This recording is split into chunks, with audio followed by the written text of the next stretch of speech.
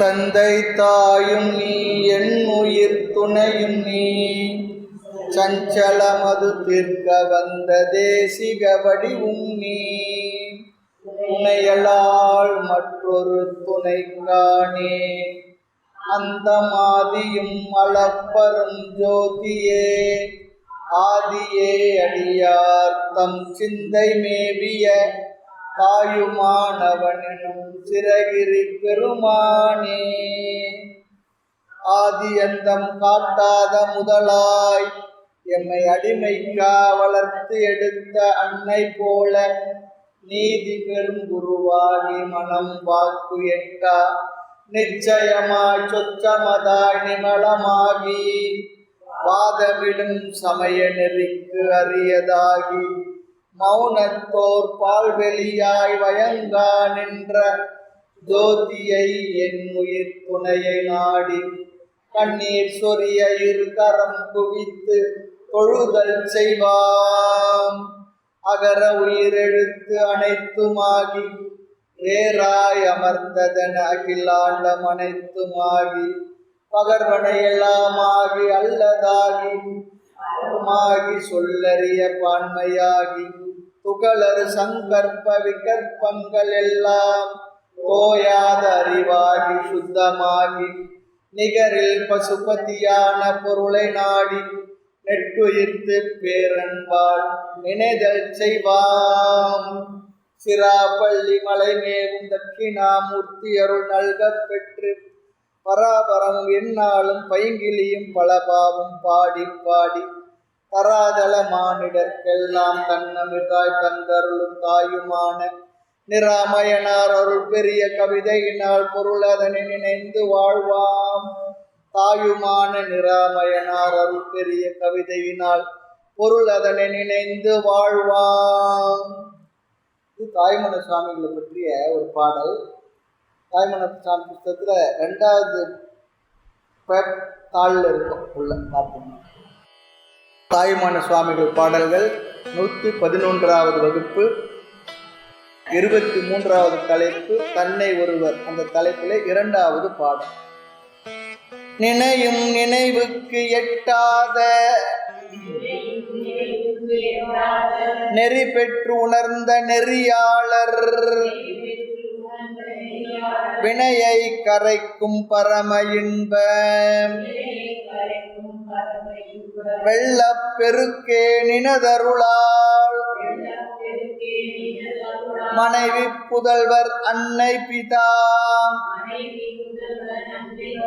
மாடு வீடு என்றிடு மயக்கம்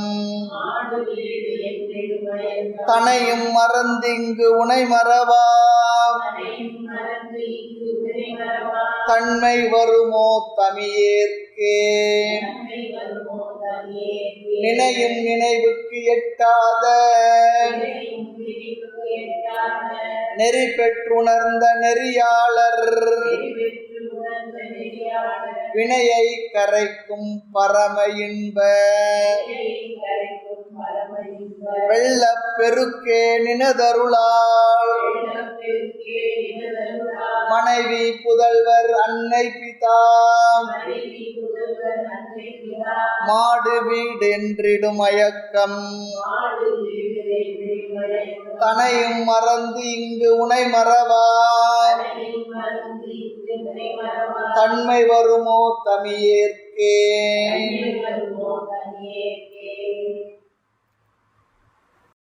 எளியவனுக்கு பாசம் அகன்று என்னை பந்தப்படுத்துகின்ற இந்த தலைகள் எல்லாம் அறுபட்டு உன்னை மறவாதிருக்கும் தன்மை வருமோ கேட்கிறார்.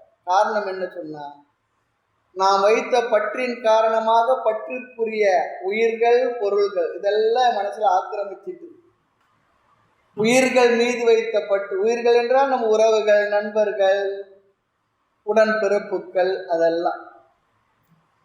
அப்புறம் பொருள்கள் மீது வைத்த பற்று, இதெல்லாம் என்னை மனதை ஆக்கிரமித்து கொண்டுள்ளது. அதனால உன்னை நான் நினைக்க முடியல. ஆக இந்த பாசங்கள் அகன்று உன்னை உன் நினைவிலிருந்து அகலாது இருக்கக்கூடிய தன்மை எனக்கு கொடுன்னு கேட்கிறேன். அது அதுக்காக ராத்திரி பகல அதே நினைக்க முடியுமான்னு அப்படி இல்லை. மனதினுடைய ஓரத்தில் அந்த நினைவு எப்பொழுதும் இருந்து கொண்டே இருக்கணும். எப்படி எரிந்து அடங்கிய அந்த நெருப்புல அந்த கனல் உள்ள இருந்துக்கிட்டே இருக்கும். நீர் பூத்த நெருப்பு சொல்றாங்க. அது போல் நம்முடைய மனதில் இருந்து கொண்டே இருக்கணும்னு சொல்றாங்க. அது ரொம்ப கடினமாக தான் இருக்கும்.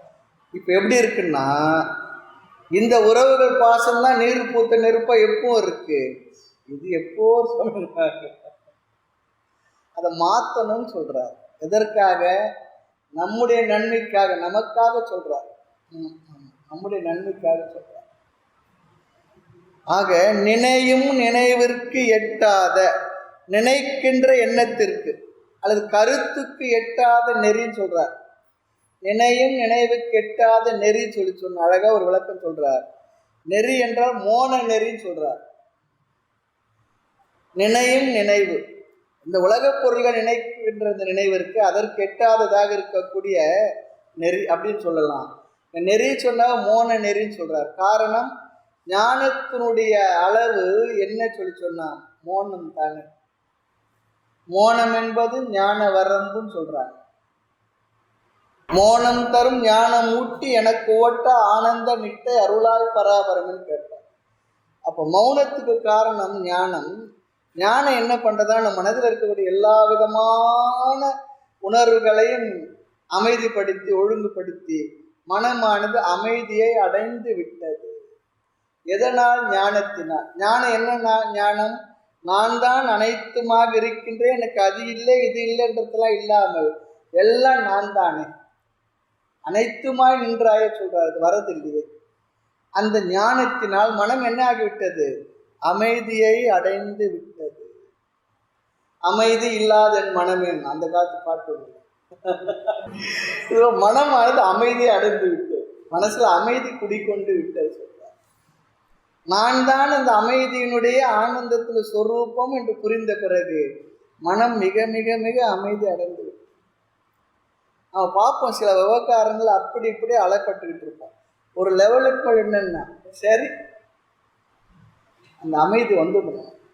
அமைதி குடிக்கொண்டு விட்டது. பகவான் வார்த்தை சொன்னா பராம் சாந்தின்னு சொல்லுவார், முழுமையான அமைதி.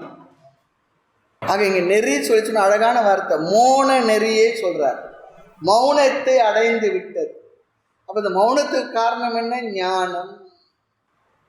தித்தித்திட விளைந்த தேன். இந்த பட்டினத்தாருக்கு எந்த இடத்துல உனக்கு பேய் கரும்பு இனிக்கிறதோ அங்கு உனக்கு மோட்சம் சொன்னார். அந்த கரும்பு என்பது என்ன? மோன கரும்புன்னு தாய்மொழி சொல்றார். மோனம் எதனால் வரும்? ஞானத்தினால் வரும். எதை பற்றிய ஞானம்? நான் என்றும் உள்ள நித்தியமான ஆனந்த ஆத்மா, நான் எந்த வரையறைக்கும் உட்பட்டவன் இல்லை, எல்லையற்றவன். இந்த அறிவு வந்த பிற்பாடு மனதில் என்ன வந்து ஆகணும்? நான் பூர்ணம் என்று புரிந்த பிறகு அந்த பூர்ணம் என்ன பண்ணிச்சு சொன்னா மௌனத்தை கொடுத்து. விஷயமே இல்லை. சொன்ன நினைக்கிறது நேற்று வகுப்பு போன வகுப்புல அகம் பிரம்மாஸ்மி என்ற வார்த்தை எல்லா விதமான வேறுபாடுகளும் அடித்து உடைச்சு தூள் தூள் ஆக்கிடுது அல்லது உடப்புல போட்டு வச்சுன்றார். மற்ற விஷயம் எல்லா வேறுபாடும் நீக்கக்கூடிய பவர்ஃபுல் வேர்டு தான் அகம் பிரம்மாஸ்மி. ஒரு சாதாரணமான பேசிட்டு இருக்கும்போது சொல்றார், சாமி அகம் பிரம்மாஸ்மி புரிஞ்ச இடத்துல எங்க சாமி வேற்றுமை, எல்லாம் முடிஞ்சு போச்சு, என்ன வார்த்தை சுவாமின்னார். எவ்வளவு புரிந்து அவர் சொல்றாரு பாரு. அகம் பிரம்மாஸ்மி, நான் பிரம்மம் புரிஞ்ச ஒரு பாடல் என்ன இருக்கு, எல்லாம் முடிஞ்சு போச்சே, எல்லாம் ஒன்றா ஆயிடுச்சே, வேற்றுமையே இல்லையே. ரொம்ப ஆழ்ந்து யோசித்தா தான் இந்த வார்த்தை புரியும். ஆமாம். அப்போ அப்படி ஆகும்போது மனசு என்ன பண்ணும்? வேறொன்று நினைக்குமான்னா மனம் அமைதி அடைந்து விட்டு அதில் உள்ள இருந்த ஏக்கம் தவிப்பு, அது இல்லையே இது இல்லையே அப்படி இல்லையே இப்படி இல்லையே எல்லாம் நிறைவு பெற்று விட்டது.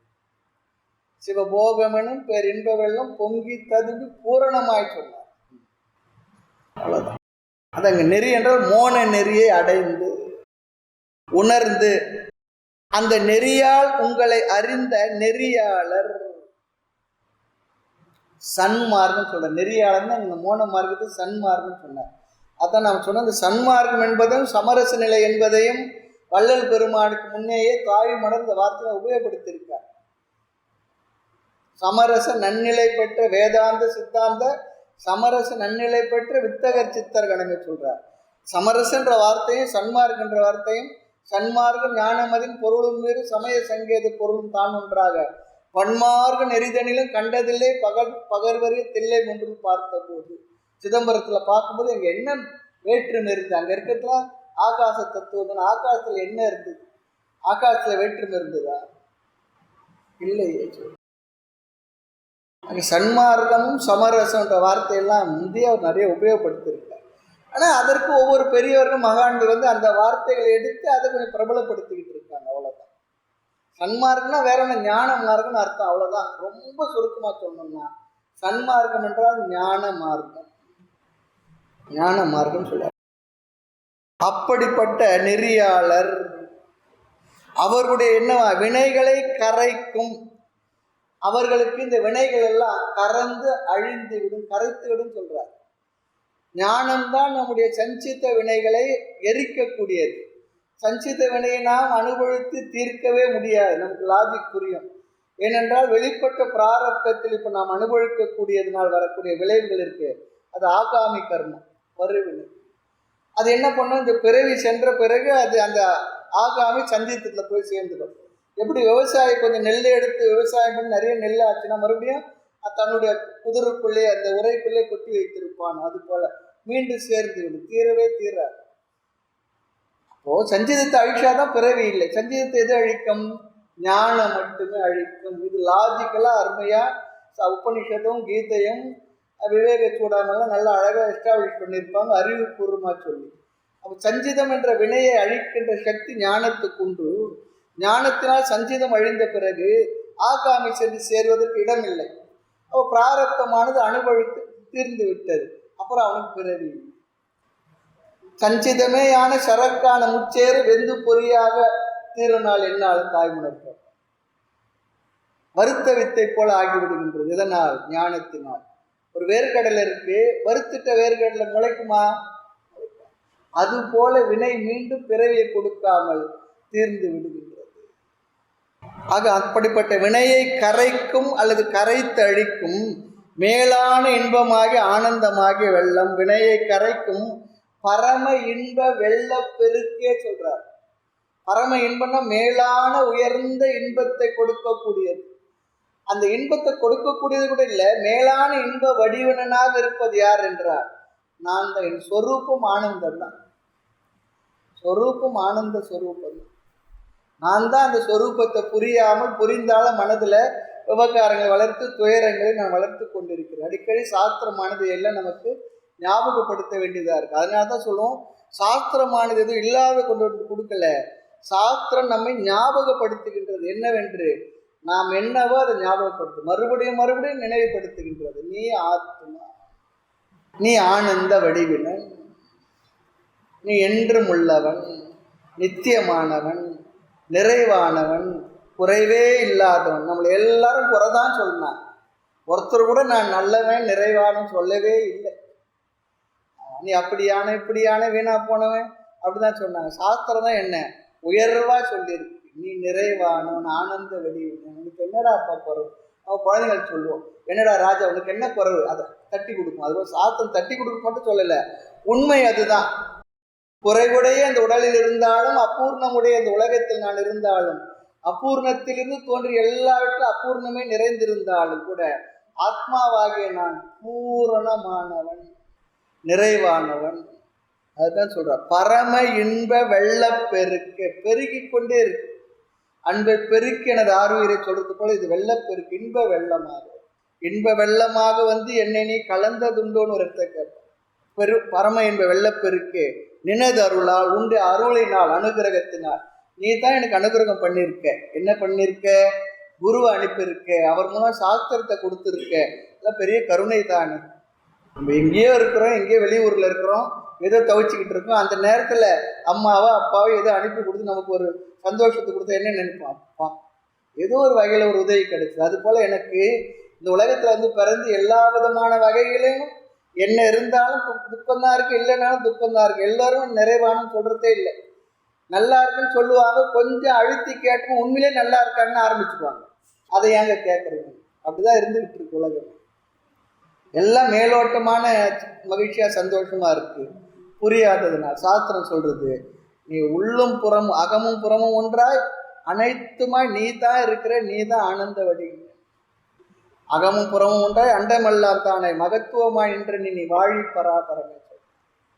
உள்ள வெளியே எல்லாம் நீ தான், நீ தான் என்ன, நான் தான்.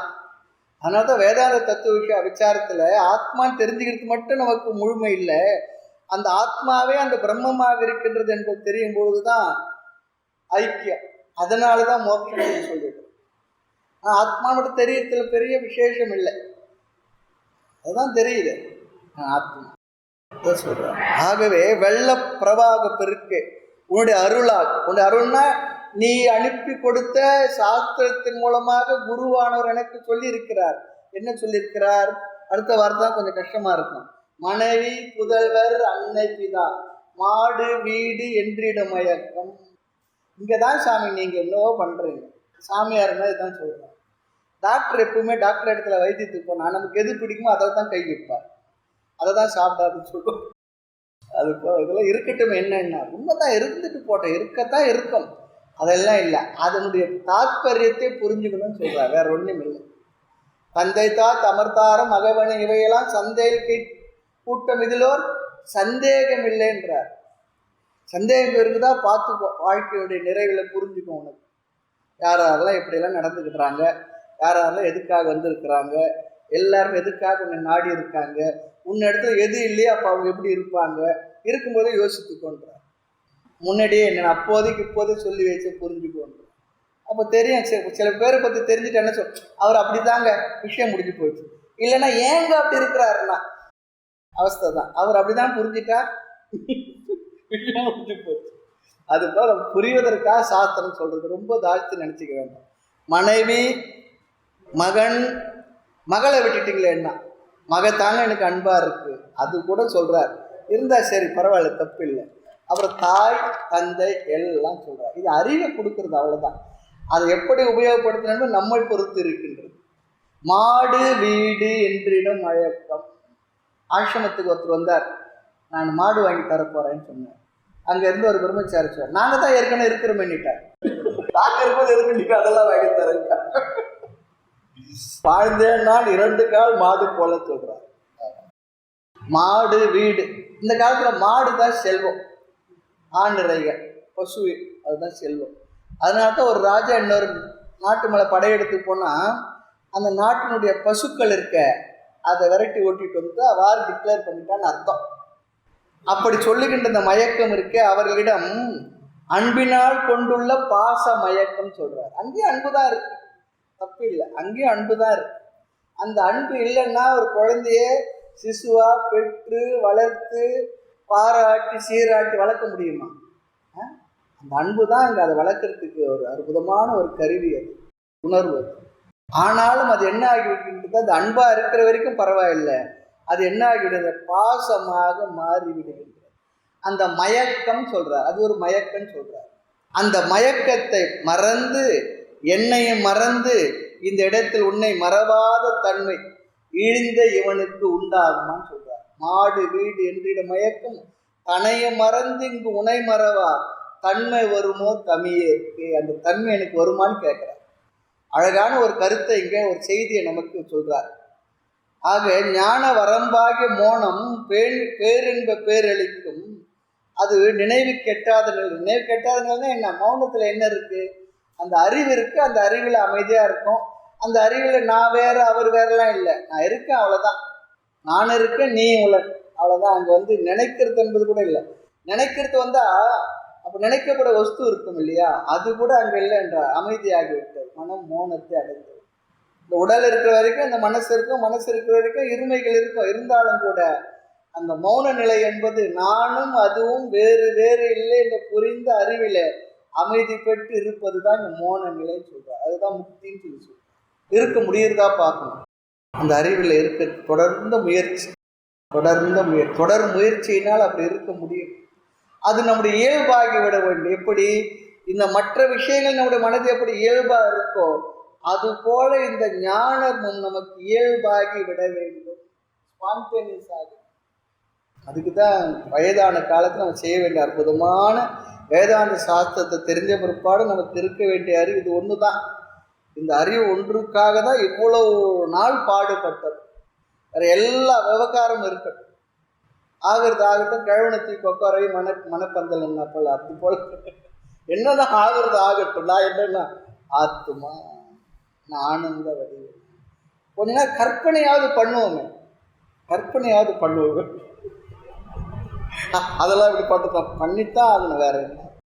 கற்பனையாவது நான் ஆனந்த ஆத்மஸ்வரூபம், எனக்கு வரையறையெல்லாம் எதுவுமே இல்லை. என்னை வரையறுக்க இந்த உடலும் நான் இல்லை, என்னை வரையறுக்க மனமும் நான் இல்லை, இந்த புத்தியும் நான் இல்லை. அது ஏற்கனவே இல்லைன்றது வேற விஷயம். அந்த புத்தியும் நான் இல்லை, நான் அந்த ஆத்மா மட்டுமே, அந்த பிரம்மமே. அதுதான் என்னுடைய இயல்பு சொரூபம். அதிலிருந்து நான் வேறுபட்டவன் இல்லை. நான் வேறாக நினைத்தால் அது வேறாக இல்லை.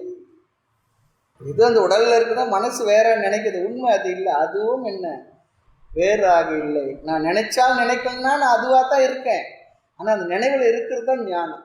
அதுக்கு தான், அதுதான் நமக்கு இருக்கணும். அதுதான் சாஸ்திரம் கொடுத்துருக்குற அறிவு. அதற்காக தான் படிக்கணும், அதுக்காக தான் எல்லாம் பண்ணணும். வாழ்க்கையில் கொஞ்ச நேரமாவது, அன்றாடம் ஒரு அரை மணி நேரம் 1 மணி நேரமாவது அந்த அறிவில் இருக்கிறதுக்கு நாம் என்ன பண்ணணும், கொஞ்சம் தனியாக உட்காந்து அப்படி சிந்திச்சுட்டு அமர்ந்துருக்கோம். ரொம்ப முக்கியம்.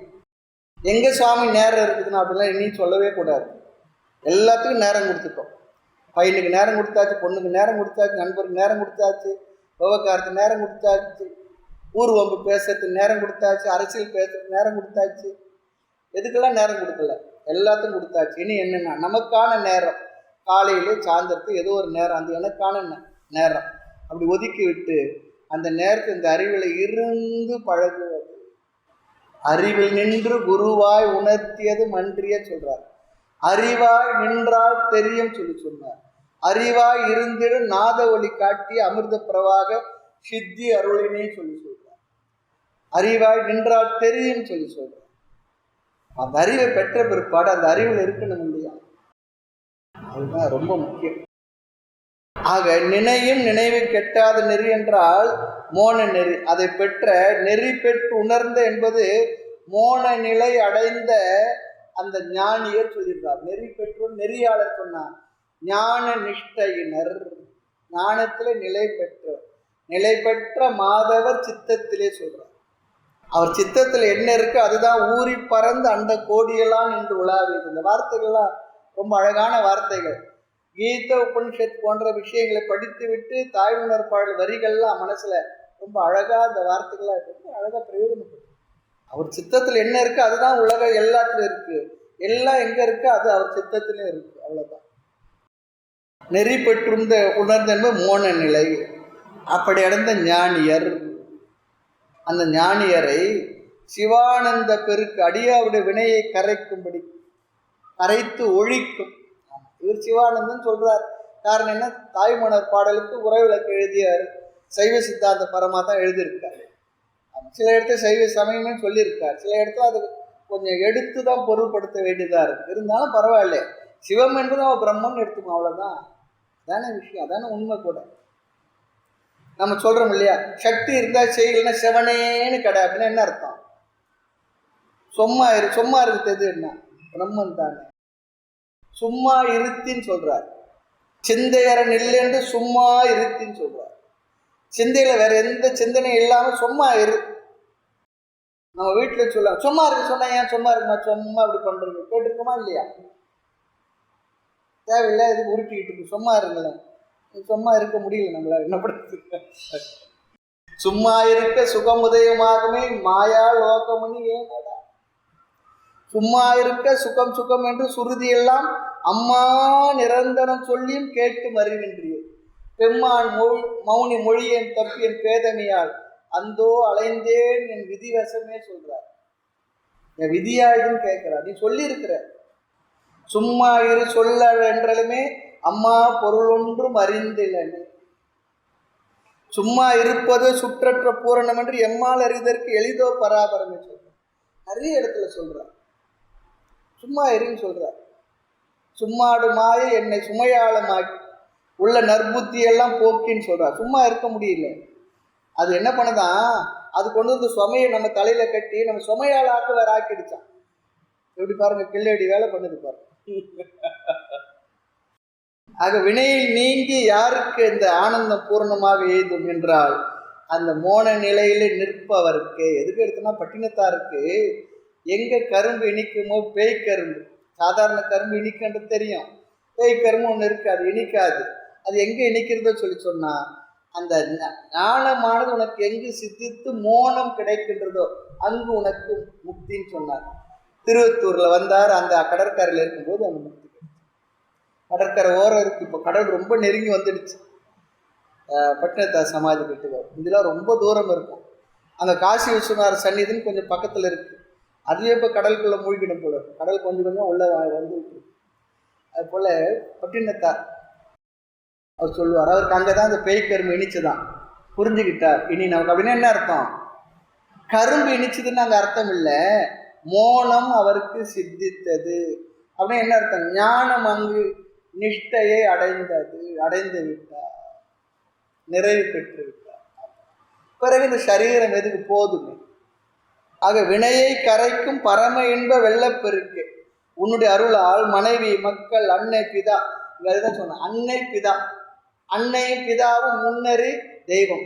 அன்னை என்பது தமிழ், பிதா என்பது சம்ஸ்கிருதம். ரெண்டுமே ரெண்டு கண்ணு தான் நமக்கு. சும்மா இங்க உருட்டிக்கிட்டு இருக்கிறாங்க. அன்னை பிதா, அன்னையும் பிதாவும். பாடினவர் தமிழர் தானே, பிதான் ஏன் சொன்னார்? அன்னை என்பது தமிழ், பிதா என்பது என்ன? சம்ஸ்கிருதம். தாய்மொழி தமிழ், அப்பா மொழி என்னன்னா சம்ஸ்கிருதம். அப்பா அம்மா பிரிக்க முடியுமா என்ன? பிரிக்க முடியாத ஒரு மொழி நம்முடைய தேசத்தில் அப்படிதான் இருந்தது. ஆக உன்னுடைய அருளால் மனைவி, மக்கள், அன்னை, பிதா, மாடு, வீடு, இன்றின மயக்கம் இவைகளிடத்திலிருந்து பற்று வைப்பவர்களுக்கு துக்கமே பிராப்தியாக இருக்கின்றது. அப்படிப்பட்டவற்றை எல்லாம் விட்டு வெளிப்பட்டு அரணிடத்தே அன்பு வைத்தவர்க்கே இந்த பிரம்மானந்தம் சித்தித்தல் சத்தியம் சொல்றார். ஆதலினால் அந்த பற்றுக்கள் என்ன ஆகும்? நம்ம விட்டு விலக வேண்டி இருக்கணும். அதுக்காக இன்னைக்கு வீட்டுக்கு போயிட்டு போன் போட்டு கூப்பிட்டு பையனையோ பொண்ணையோ இன்னிலிருந்து நான் பற்று விட்டுக்கலாம் சொல்லாதீங்க. அதெல்லாம் சொல்றது இல்லை, நம்முடைய அறிவில் இருக்க வேண்டும். இது சாமியார் சொல்லிட்டார் சொன்னா சரி சாமியார் கூட போயிடுங்க, இப்போவே எல்லாத்தையும் எழுதி கொடுத்துடுங்க, வீட்டை விட்டு போயிடுவாங்க. என்ன ரொம்ப இது? அதுக்காக வேதாந்த படித்தவங்க மனசுல இருக்கணும். அதனாலதான் வேதாந்த தத்துவ ஞானம் ஒவ்வொரு தனி மனிதனுக்கு, சமுதாயத்துக்கு தர்மம் தான் சொல்லணும். தனி மனிதனுக்கு தான் தத்துவ விஷயங்கள் தேவை இருக்கு. அத்வைத சித்தாந்தம் இது நம்ம மனசுல இருக்க வேண்டிய அறிவு. ஆக இறைவன் மீது பற்று எய்தவும் இறைவன் திருவருள் வேண்டி இருக்கின்றது. அவன் அருளால் அவன்தால் வணங்கி என்பது போல உன்னுடைய அருளால் இந்த மயக்கம் என்னை விட்டு சென்று தன்னையும் மறந்து என்னையும் நான் மறக்கணும் என்றார். எதுக்குன்னா உன்னை நினைப்பதற்கு சொல்ல. என்னை மறந்தாதான் உன்னை நினைக்க முடியும். இந்த தன்மை வருமோ தமிழேற்கு சொல்லி சொன்னார். சொல்றார் பாருங்க, மாடுண்டு கன்றுண்டு மக்கள் உண்டு என்று மகிழ்வது எல்லாம் கேடுண்டு எனும் படிக்கு கேட்டு விட்டோம். கேள் மனமே, மனசுக்கு சொல்றார், ஏ மனமே கேள் மனமே, ஓடுண்டு கந்தையுண்டு உள்ளே 5 எழுத்து ஓத உண்டு. எவ்வளவு அழகா சொல்றார் பாரு. 5 எழுத்து மந்திரமாகிய பஞ்சாட்சரத்தை ஓம் நமசிவாய என்ற பஞ்சாட்சரம் ஓதுவதற்கு அதுவும் இருக்கும் மனசுல. தோடுண்ட கண்டு அடியார் நமக்கு துணையும். தோடுண்ட கண்டருடைய அடியார் யாரு? சிவனடியார்கள். அவர்கள் துணையும் நமக்கு உண்டு. யார் சொல்றார் தெரியுங்களா? பட்டினத்தார் வார்த்தை. ஓடுண்டு விமலன் வீடுண்டு விமலன் தந்த ஓடுண்டு. வீடு நமக்கு திருவாலங்காடுன்னுவார். அப்படிலாம் பாடியிருக்காரு. காஞ்சிபுரம் அந்த பக்கத்தை நிறைய சுற்றி இருக்கார். அதனால்தான் திருவத்தூர் பக்கம் வந்திருந்தார். ஓடுண்டு விமலன் தந்த வீடுண்டு விமலன் தந்த ஓடுண்டு. படுத்து உறங்க தென்னையும் உண்டு. அந்த காலத்தில் இப்பெல்லாம் கிடையாது, தென்னை பேச்சே கிடையாது. அப்புறம் என்ன உனக்கு வேணும்னு சொல்லி கேட்கிறார். எல்லாம் இருக்கு. தோடுண்ட கண்டன் அவருடைய அடியார் நமக்கு துணையும் உண்டு. அடியார் துணையும் நமக்கு இருக்குன்னு கேட்கிறார். ஆகவே உலக நினைவு கொண்டு நினையும் நினைவுக்கு எட்டாத நிலையினை பெற்று உன்னை உள்ளபடி உணர்ந்த நன்னெறியாளர் தம் பழைய வினைகளை கரைத்து அழிக்க மேலான இன்ப வெள்ள பெருக்கே. உன்னுடைய திருவருளினால் மனைவி, பிள்ளை, தாய், தந்தை, செல்வம், வீடு என்னும் மயக்கம் செய்கின்ற இந்த உயிர் சார்புகளையும், உயிர் சார்பு உயிருள்ள ஜீவர்கள் அந்த சார்பையும், பொருட்சார்புகளையும், என்னுடையது என்ற பொருள் சார்புகளையும் மறந்து இங்கு உன்னை மறவாத தன்மை தனியனாகி எனக்கு வருமோன்னு கேட்க. ரொம்ப அழகான பாடல். அடுத்து 3வது பாடல். வரும் போம் என்னும் இரு நிலைமை மண்ணாது ஒரு தன்மைத்து ஆகி கரும்போ தேனோ முக்கணியோ என்ன எண்ணுள் கலந்து நலம் தரும் பேரின்பப் பொருளே நின் தன்னை நினைந்து நெக்குருகேன் இரும்போ கள்ளோ மரமோ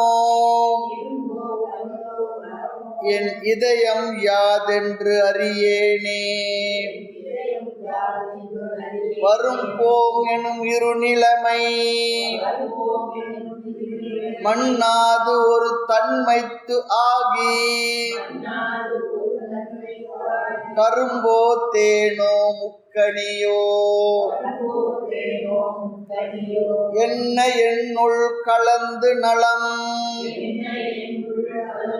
தரும் பேரின்பப் பொருளே நின் தன்னை நினைந்து நெக்குருகேன் இரும்போ கள்ளோ மரமோ என் இதயம் யாதென்று அறியேனே. பேரின்ப பொருளாகி உன்னை நினைந்து உருகாமல் இருக்கின்ற பொழுது இந்த மனசு இரும்போ கள்ளோ தெரியல. வரும் போகும் என்கின்ற 2 நிலைமை, இருமைகள் அது என்னுடைய மனதில் இருக்கு, நினைவிற்கு, மறந்து போடும். அது ஒரு தன்மையாக இல்லாமல் பல தன்மையாக இருந்து கொண்டிருக்கின்றது. இறைவனையே நினைந்து இருக்க வேண்டும், இந்த அறிவிலே நினைக்கிறேன், ஆனால் முடியறதில்லை. அப்படி ஒன்றாக இருக்கின்ற நிலைமை எப்படி இருக்கும் என்றால் சொல்றார். உலகத்தில் சுவை தரும் பொருள் கரும்பு, தேன், முக்கணி. கரும்பு இருக்கு, தேனும் இருக்கு. 3 கனி என்ன? மா, பலா, வாழை. இந்த 3 கனிகள், முக்கணிகள். அதுபோல இறைவனுடைய அருளை நினைந்திருந்தால் அது போல இருக்குமா? டாக்டர் சொல்லிட்டாரு, நீ பலாப்பழம் சாப்பிடக்கூடாது, சுகர் வந்தாச்சு, வாழைப்பழம் சாப்பிடக்கூடாது. அது எப்படி செய்யுது? நீங்களே பழம் ஆயிட்டுக்கின்றார் இல்லையா?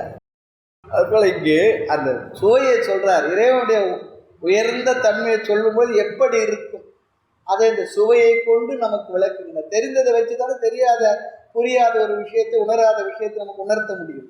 அதை தான் சொல்றார். அப்படி உணர்ந்து அதனை கொண்டு என்ன பண்றார்? சொல்ல முடியாத பேரின்ப சுவை பொருளாம் இறைவனை கரும்போ தேனோ முக்கணியோன்னு சொல்றார். அப்படி என்னுள் கலந்து நலம் தரும் பேரின்ப பொருளே சொல்றார். வார்த்தையெல்லாம் பாருங்க. என்னுள் கலந்து எனக்கு இன்பம் தருகின்ற பேரின்பம். பேருக்கு இன்பம் இல்லை, பேரின்பம், ஈடு இணையற்ற இன்பம். அதுக்கு ஈடே சொல்ல முடியாது, பேரல இல்லை. அப்படிப்பட்ட பேரின்ப பொருளே. இந்த கரும்பு தேன் முக்கணி என்பது குணதோஷம் உள்ளதுதான். ஆனால் இறைவனும் குணதோஷம் இல்லாதவன். அதை சொல்வதற்காக சொல்றாரா பாருங்க. நலம் தரும் பேரின்ப பொருளே. இவைகளில் விட தோஷம் இருக்கா? அந்த 3 கனிகள், தேன், கரும்பெல்லாம் சுவையில். ஆனால் இறைவன் தோஷமில்லாத பேரின்ப வடிவனும் சுவையானவன், நலம் தரும் பேரின்ப பொருள். அப்படிப்பட்ட பேரின்ப பொருளை எண்ணி எண்ணி உருகாது இருத்தலின் கடின பொருள்களாகி இரும்போ கல்லோ மரமோ என் மனசு தெரியலன்றார். கல்லேனும் ஐய ஒரு காலத்தில் உருகும் என் கல் நெஞ்சம் உருகையிலேயே. தாய்மொழியார் கல்லு கூட உருகிடும் போல இருக்கேன், கல் நெஞ்சு உருகவே இல்லை. கருணை கிணங்காத வன்மையை கற்பிக்க நான் முகன் ஒரு கடவுளோ கேட்கிறார். அது போல இந்த இடத்துல ரொம்ப அழகா சொல்றார். இதெல்லாம் நினைச்சு என்ன ஆகுது சொன்னா, எண்ணி எண்ணி விழி துயிலாதன்று. மண்ணுறங்கும் விண்ணுறங்கும் மற்றுமுள்ள எல்லாம் உறங்கும் கண்ணுறங்கே நெம்மிறைவர் காதலால் பைந்தது. ஒரு அன்பிற்கு ஆட்பட்டு விட்டால் உறக்கம் வராது. அதுபோல உலகமெல்லாம் உறங்குது, மண்ணு கூட உறங்குகின்றது, என் கண்ணு உறங்கவில்லை. ஏனென்றால் உன்மேல அப்படி ஒரு அன்பை வச்சுட்டோம். தாய்மார்கள் குழந்தைங்க பேர் வச்ச அன்புல அவங்க தான் ரொம்ப கரைஞ்சி போவாங்க. அப்பா அவர் சரி அப்படி போயிடுவார். அம்மாங்களால முடியிருக்கு. இங்கே ரொம்ப அழகா சொல்றார், மண்ணுறங்கும் மின்னுறங்கும் மற்றும் உள்ள எல்லாம் உறங்கும் கண்ணுறங்கே நெம்மிறைவர் காதலால். உன் மேல வச்சுட்டு அன்புனாலே என் கண்ணே உறங்கல சொல்ற, என் கண்ணே உறங்கு அப்படின்னு சொல்லுவார். இன்னொரு இடத்துல சொல்றார், என் கண்ணே தூங்கும். கண்ணுக்கு சொல்றாரு தூங்கும். தூங்குறது அங்கே எங்க கண்ணு தூங்கலை, மனசு தான் தூங்கணும். மனசு தூங்கினா கண்ணு மூடிடும். ஏன்னா கண்ணு மூடினாலும் தூக்கம் வர்றதில்லை. மனசு தான் அங்கே தூங்குறது. இது உதாரணமா சொன்னார்ன்றார். இந்த கரும்போ தேனோ முக்கணி இதெல்லாம் உதாரணமா சொன்னார். அதை விட பேரின்பமானது. ஆகவே மனம் ஒடுங்க பெற்று ஏனைய பொருள்கள் போல் வருவதும் போவதும் என்ற இரண்டு தன்மை பொருந்தாத கரும்போ தேனோ முக்கணியோ என்று எண்ணுமாறு என் உள்ளத்துள் நீ கலந்து நன்மை செய்கின்ற பேரின்ப பெரும் பொருளே, நான் உன்னை நினைந்து நெகிழ்ந்து உருக மாட்டேன். என் உள்ளம் என்ன இரும்போ கல்லோ மரமோ வேறு யாதோ எனக்கு ஒன்று தெரியலையே சொல்றார். தெரியலே சொல்லி. அடுத்த பாடல், 4வது பாடல். அறியும் தரமோ நான் உன்னை அறிவு கரிவாய் நிற்கையினால் பிரியும் தரமோ நீ என்னை பெம்மானே பேரின்பமதாய் செரியும் பொருள் நீ நின்னை அன்றி செரியா பொருள் நான் பெரும் பேற்றை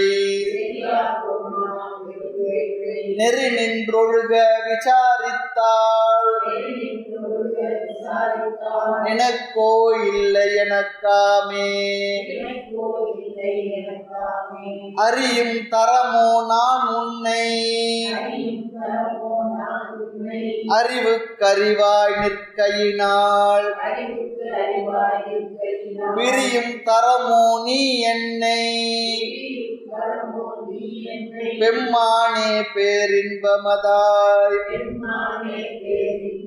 செரியும் பொருள் நீ நின்னை அன்றி செரியா பொருள் நான் பெரும் பேற்றை நெறி நின்றொழுக விசாரித்தாள் எனக்கோ இல்லை எனக்காமே. நீ அறிவுக்கு அறிவாய் நிற்பவன். ஆகவே உன்னை நான் அறிவால் மட்டும் எப்படி காண முடியும் அப்படின்னு நான் உன்னை ஒரு ஆப்ஜெக்டா எப்படி தெரிஞ்சுக்க முடியும்னு கேட்கிறேன். அறிவுக்கு அறிவு, எதையெல்லாம் நான் அறிகின்றேனோ அதையெல்லாம் அறிவித்து கொண்டிருக்கக்கூடிய சாட்சியாகி நீ அந்த அறிவு அதுவா நீ இருக்க. அப்படி இருக்கு உன்னை தனியா வேற எங்க நான் தெரிஞ்சுக்க முடியும்? அதான் பார்த்தோம், தத்துவ போதத்தை ஒரு இடத்துல விசாரம் பண்ணோம். அறிபவன், அப்போ அறிபவன் என்ற ஸ்டேட்டஸ் இருக்க வரைக்கும் அறியப்படும் பொருள் இருந்தால் தான் அறிபவன் ஸ்டேட்டஸ் வரும். அங்கே அறியப்படும் பொருள் இருந்தால் அறிபவன் இருப்பான். அறிபவன் இருக்க வரைக்கும் அறியப்படும் பொருள் இருக்கும். இப்போ அறியப்படும் பொருள் இல்லைன்னா அங்கே அறிபவன் என்ன ஆவான்? அறிபவன் இல்லை. ஆனால் அவன் ஒன்றுமே இல்லைன்னு சொல்ல முடியுமா? அங்கே அறிபவன் இல்லை. ஆனால் அங்கே இருக்கிறது என்னன்னா ஏதோ ஒன்று இருக்குது, அதுக்கு பேர் தான் அறிவு. அதுக்கு அறியப்படும் பொருள் வந்தால் அறிபவன் ஆகிடும். ஆனால் அறியப்படும் பொருள் இல்லைன்னு சொல்லும்போது அறிபவனோட ஸ்டேட்டஸ் போயிடுது. ஸ்டேட்டஸ் போனால் அங்கே அறிவாக ஒன்று இருக்கின்றது. எந்த ஒன்று இருக்கோ அதுக்கு பேர் அறிவுன்னு வச்சுட்டாங்க. அந்த அறிவுன்னொன்னே நாம் இந்த ஆப்ஜெக்ட் நாலேஜ் ஒன்று பார்த்து தெரிஞ்சு அறிவு அப்படிலாம் நம்ம நினைக்கிறது இல்லை. எந்த ஒன்றுடைய இருப்பினால் அனைத்து விஷயங்களும் நமக்கு நம்மால் அறியப்படுகின்றது. அந்த ஒன்றிற்கு பெயர் அறிவு. அப்படிப்பட்ட அறிவாக இருக்கக்கூடிய உன்னை நான் அறிந்தேன் எப்படி சொல்ல முடியும்?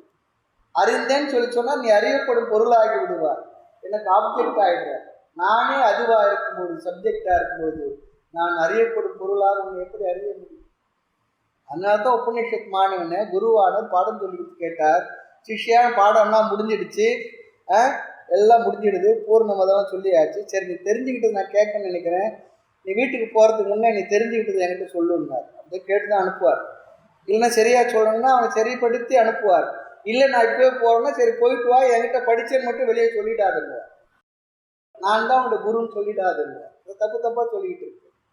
முதல்ல நம்ம வீடுகளில் விவகாரங்க அந்த காலத்து இப்போ தெரியல, இதெல்லாம் தப்பு பண்ணோம்னா உங்கள் அம்மா அப்பா யார் அவங்க என்ன பெற்றாங்கன்னு கேட்பான் பொதுவாக. அடுத்த கேள்வி, எந்த வாத்தியாண்டா அவனுக்கு சொல்லி கொடுத்தான்? அவன் டீச்சர், அவங்க சொல்லி கொடுத்து நிம்மதியாக இருப்பான், அவங்க பேர் எழுதும், ரெண்டும் எடுத்துக்கிட்டு இருப்பான். வாத்தியாரும் திட்டு கிடைக்கும், அம்மா அப்பாவுக்கு திட்டு கிடைக்கும். அதுபோல நான் தான் உன்னோட குருன்னு சொல்லாதுங்க. அப்போ கேட்குறாரு, சிஷ்யா நீ ஆத்மாவை அறிந்தாயா? நான் அறிந்து கொண்டேன். அப்போ அரியல உட்காரு, ஓம் சகனாவை தொடங்கிட்டேன். என்னடா அது ரொம்ப போச்சு, மறுபடியும் படிக்கணுமா? அப்புறம் பாடம் நடந்து முடிஞ்சு ஒரு மறுபடியும் கேட்டார், இப்போ நீ ஆத்மாவை அறிந்தாயின்னு கேட்டார். நான் அறியவில்லை, அறிய விரும்பவில்லை, நீ அறிந்து கொண்டாய் போன்னு சொல்லிட்டார். இது எப்படி இருக்கு பாரு, அடிக்கடி சொல்றது. ஒரு காலம் ஒரு முக்காவும் இல்லை அறையோ உட்காந்து பேசிக்கிட்டு இருக்கு. என்ன அர்த்தம்னா, நான் ஆத்மாவை அறியப்படும் பொருளாக அறியவில்லை, அறிய விரும்பவில்லை. ஏனென்றால் நானே அதுவாக உணர்ந்து கொண்டேன், புரிந்து கொண்டேன். புரிந்து கொண்டேன் சொல்றதுக்கு கூட அங்கே ஆள் இல்லை, நான் அதுவாக, அவ்வளவுதான். அதான் சொல்ற, நான் அதுவா இருக்க நீ செய் சித்திரம் மிக நன்றிருக்கான்.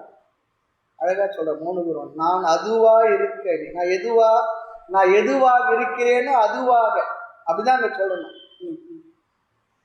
நான் எதுவோ அதுவாக இருக்க நீ செய்த ஒரு அற்புதம் இருக்க உபதேசத்தினால், அது பெரிய ஒரு அதிசயம் சொல்றார். நீ செய் சித்திரம் மிக நன்றிருக்காய்.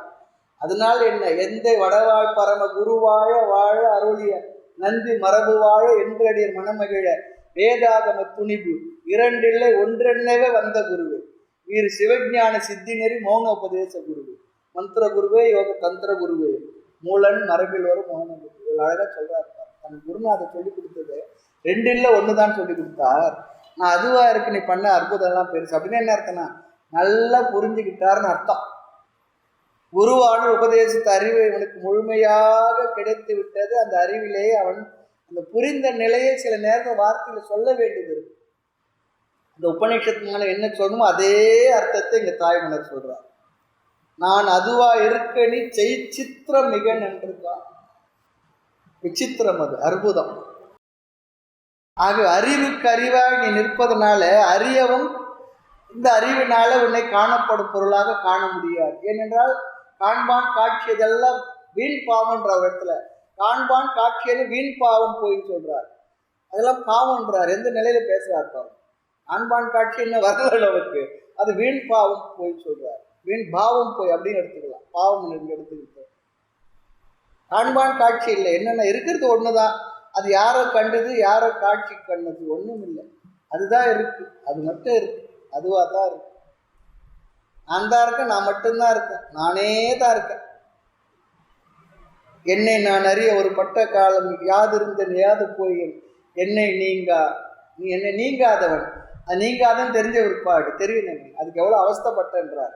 என்னுட் கலந்தா யான் அறியாது, நான் தான் இருந்தேன், என்னோட தான் இருக்க, ஆனால் எனக்கு தெரியவே இல்லை.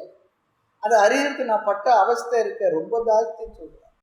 இதுதான் பெரிய அதிசயமா இருக்கு. நாம தான் அது, நான் தான் அது, அது புரிய மாட்டேங்குது. அது ஒரு ஆப்ஜெக்ட் இல்லை, சப்ஜெக்ட் தான்.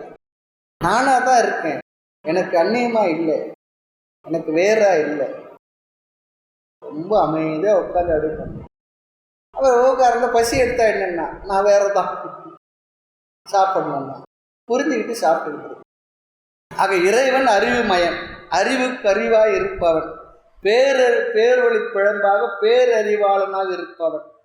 இத்தகைய உன்னை என்னுடைய சாதாரண அறிவால உலகத்தை அறிகின்ற அந்த அறிவினால என்னால் அறிய முடியுமான்ற முடியாதுன்னு சொல்றார். அதனால்தான் அறியும் தரமோ நான் உன்னேன்னு சொன்னார். ஏன் அறிவுக்கறிவாய் நிற்கை, நான் எதையெல்லாம் அறிகின்றேன்னு அதையெல்லாம் அறிவித்துக் கொண்டிருக்கிற உன்னை இந்த அறியப்படும் பொருளை வைத்து உன்னை நான் அறிந்தவன் சொல்ல முடியுமா? இந்த சாதாரண புத்தி வச்சு சொல்ல முடியும்? இதெல்லாம் ஆப்ஜெக்டிவ் நாலேஜ் தானே. ஆப்ஜெக்டிவை தான் நான் அறிஞ்சுக்கிட்டு இருக்கேன், அந்த அறிவினால் இல்லை.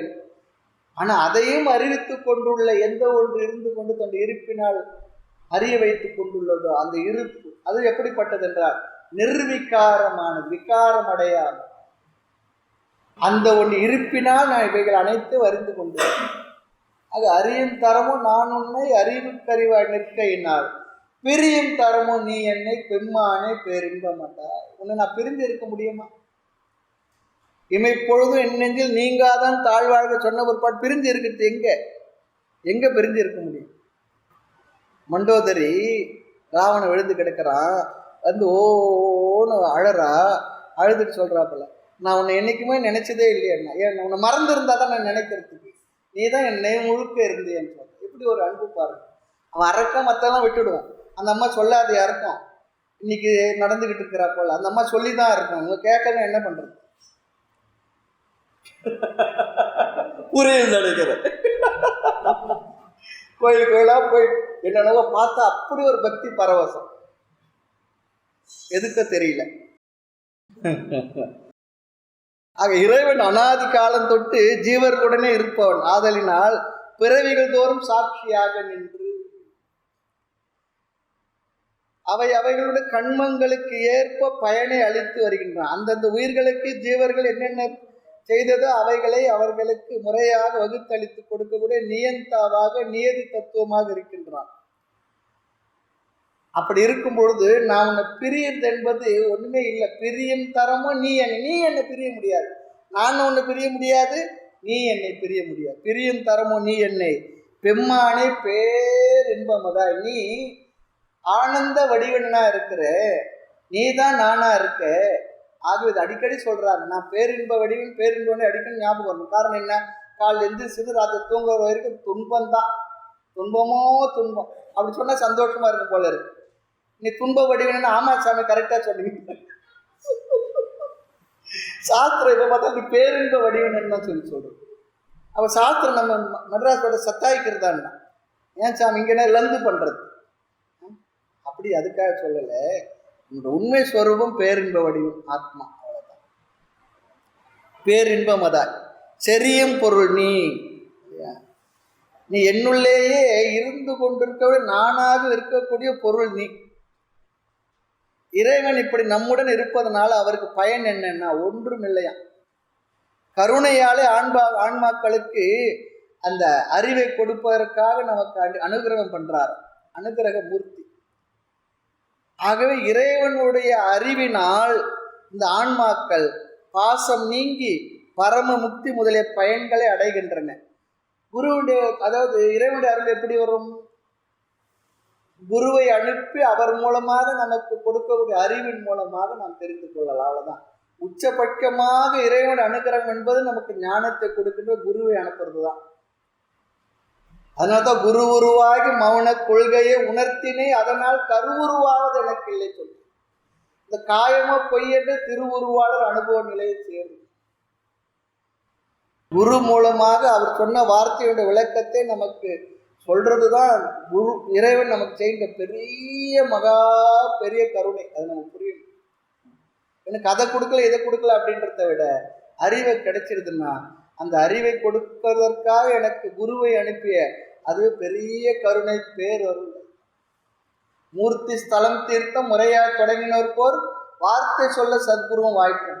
நீ என்னென்னா கேத்திராடனம் பண்ணியோ, எந்தெல்லாம் தீர்த்தங்களை மூழ்கினியோ, எங்கெங்க இருக்கக்கூடிய மூர்த்தியெல்லாம் வணங்கினையோ, அதை வணங்கின பிரயோஜனம் என்னன்னா வார்த்தை சொல்வதற்கு, நல்ல ஒரு ஞான வார்த்தை சொல்வதற்கு சத்குரு வாய்க்கிறதான்னாரு.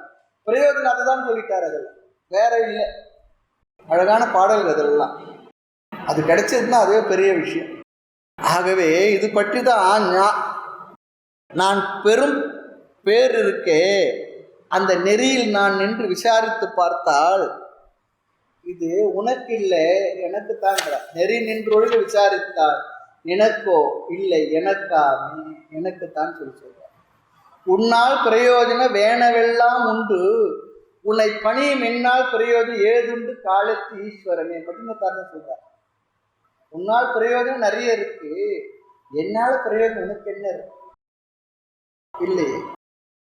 கொண்டது எந்தனை தந்தது உந்தனை சங்கரா ஆர்கொலோ சதுரர் அந்தம் ஒன்றில்ல ஆனந்தம் அருளினை இங்கு இதற்கு என்ன கைமாறு. யாரு? மாணிக்க வாசகர் தானே. கொண்டது எந்தனை தந்தது உந்தனை சங்கரா ஆர்கொழு சதுரர் அந்தம் ஒன்றில்லா ஆனந்தம் அருளினை. இதற்கு யான் என்ன கைமாறு, என்ன திருப்பி உனக்கு செய்ய போறேன்ற.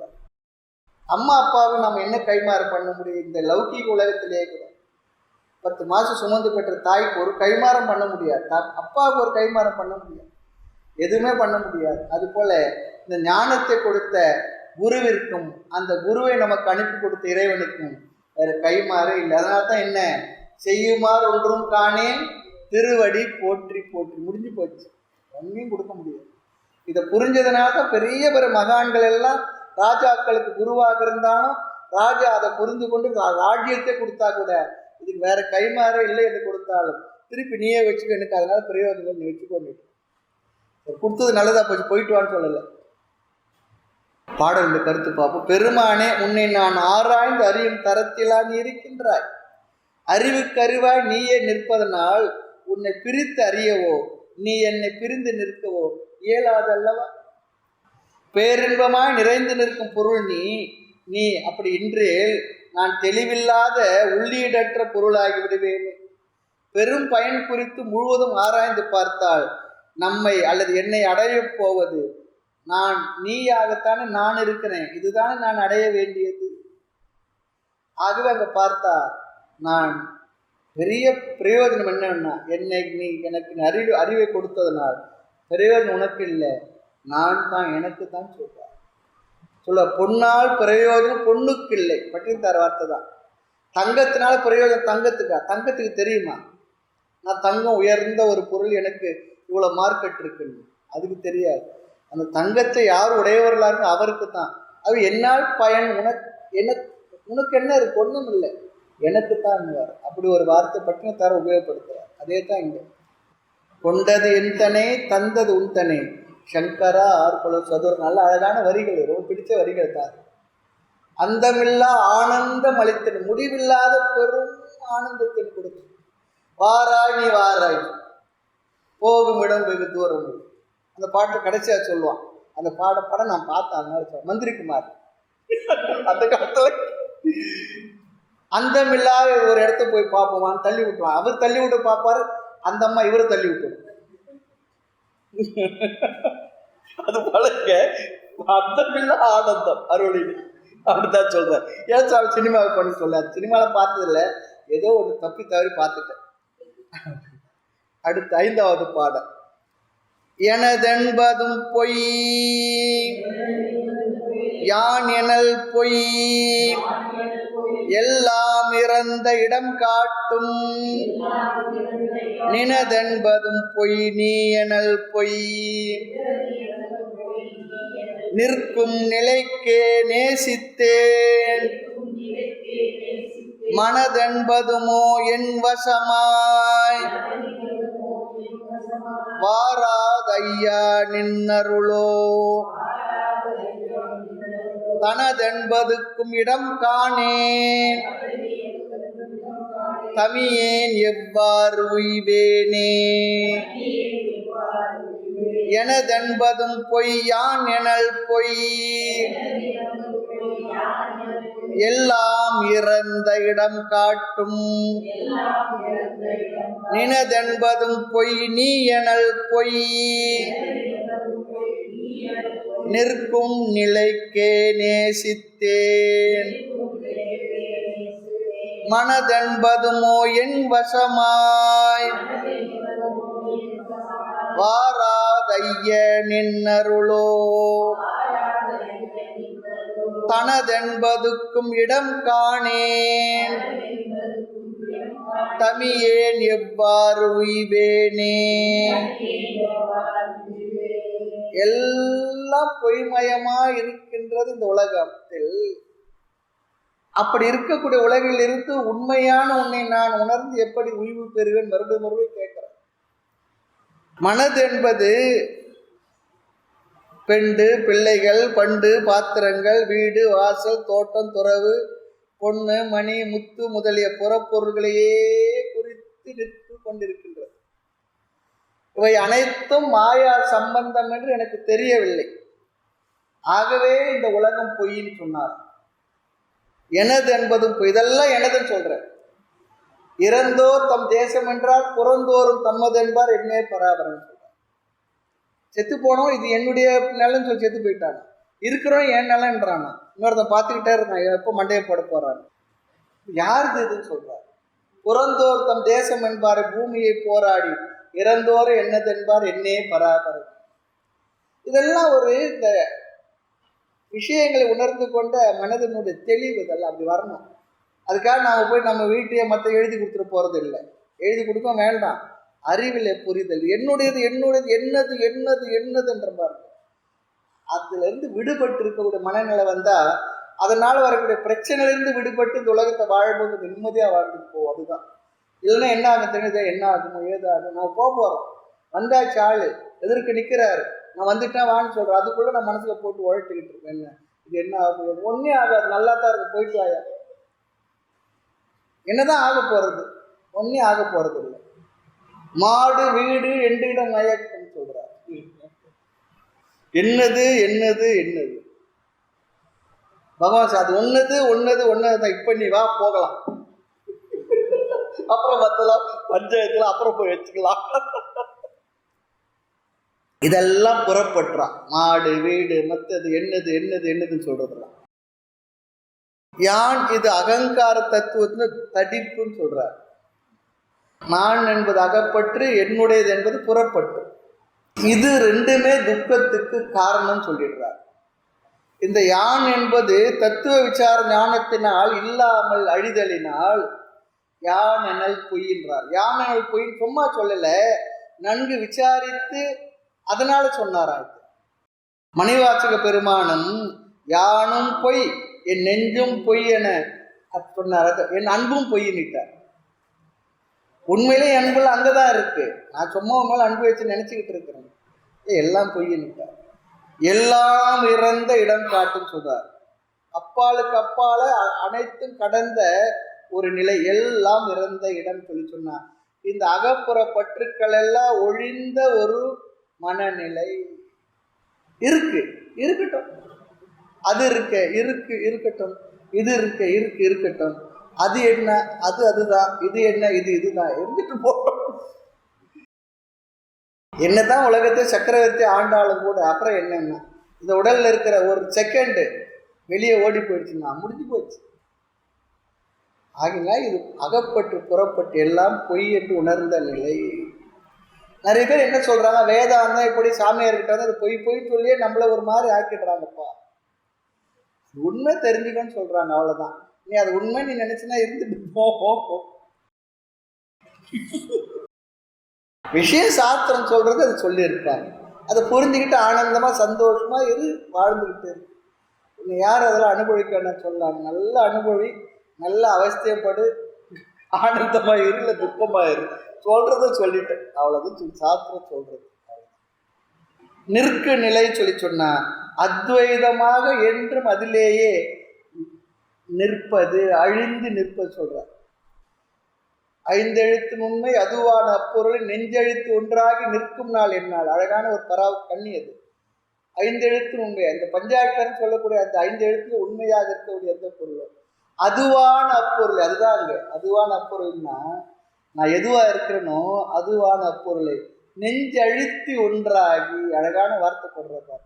அந்த நெஞ்சிலே அதே அந்த அர்த்தத்திலே அப்படியே இருப்பது. அழுத்தி சொல்லி சொன்னா நம்ம சொல்லுவோம் அழுத்தம் திருத்தமா கட் அண்ட் ரைட்டா சொல்லிட்டு வந்து சொல்றோம் பாருங்க. நெஞ்சழுத்தி ஒன்றாகி ஒன்னாவே இருக்கு. அந்த நிலை எப்பன்னு கேட்கிறார். 5 எழுத்து உண்மை அதுவான அப்பொருளை நெஞ்சழுத்தி ஒன்றாகி நிற்கும் நாள் என்னால். அடுத்து மனம் நம் வசப்படாமல் அது நம்மை தன்வசப்படுத்தி இருந்ததால் இறை அருள் பெறுவது கடினம். அதனால்தான் சொல்ற மனதென்பதுமோ என் வசமாய் வாராதையா. இந்த மனசு என் வசமா வரலையே. வயசான நம்ம கால் கையே நம்ம வசம் வரல, மனசு எங்க வர்றது? வாராதையா நினதருளோ தனதென்பதற்கும் இடம் காணு. இங்க தனதுன்னு சொல்றதுக்கு கூட இங்க இடமே இல்லைன்றார்.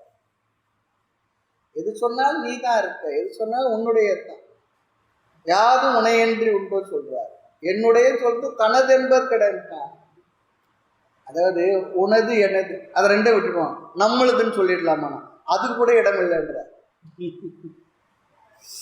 தமியேன் எவ்வாறு உய்வேனும், எனது என்ற புறப்பற்று நிலை இல்லாதது, யான் என்ற மகப்பற்றும் நிலை இல்லாதது, 36 தத்துவங்களை கடந்த நிலையில் உன்னுடையது என்பது ஒன்றுமில்லை, நீயும் அங்கு இல்லை. எனவே திருவடிப்பேற்றில் நிற்கும் நிலையையே விரும்புகின்றேன். நீ இல்லை, நானும் இல்லை, ஆனால் உனக்கு திருவடி பேருன்னா என்ன அர்த்தம்? அந்த அறிவிலேயே, அந்த ஆத்ம ஞானத்திலேயே நிற்பதற்காக விரும்புகின்றேன். ஆனால் என் மனம் எப்பொழுதும் என் வசத்தில் நிற்கிறதில்லை. ஐயனே, நினது திருவருளே உன்னுடையது என்று கூறவும் முடியவில்லை. இவ்வாறு இருக்க தனியனாகிய நான் எவ்வாறு கடை தேறுவேன் அப்படின்னு என்ன அர்த்தம்? கடை தேர்றது வழி இல்லைன்னு சொல்றார். சித்தம் தெளிய மருந்தொன்றுண்டு பேரின்பம் ஒன்றுள்ளே சொன்னார். எந்த சித்தம் எல்லாவற்றையும் என்னுடையதை எடுத்து போட்டுக்க. அந்த சித்தத்தில் இருக்கிற தெளிவை நாம் என்ன பண்ணுவோம்? சித்தம் தெளிந்து தெளிவான எல்லோருக்கும் கொத்தடிமையான குடிநான் பராபரம். சித்தத்தில் தெளிவு என்ன வரும்? நான் அந்த என்றும் உள்ள நித்தியமான ஆனந்த ஆத்மா, நானே அந்த பிரம்மமாக இருக்கின்றேன் என்ற அகம் பிரம்மாத்மி என்று புரிந்து விட்டால், புரிந்த நிலை தான் சித்தம் தெளிந்த நிலை. இல்லைன்னா சித்தம் தெளியுதுன்னு அர்த்தம். அதுதான் இங்கே அழகாக சொல்லுகின்றார். மேலும் விஷயங்களை அடுத்த வகுப்பில் பார்க்கலாம். மூர்த்தி எல்லாம் வாழி, எங்கள் மௌன குரு வாழி, அருள் வார்த்தை என்றும் வாழி, அன்பர் வாழி பராபரமின். ஓம் பூர்ணமத பூர்ணமிதம் பூர்ணாத் பூர்ணமுதச்யதே பூர்ணஸ்ய பூர்ணமாதாய பூர்ணமேவாவசிஷ்யதே. शांति शांति. हरि ओम. श्री गुरुभ्यो नमः. हरि ओम.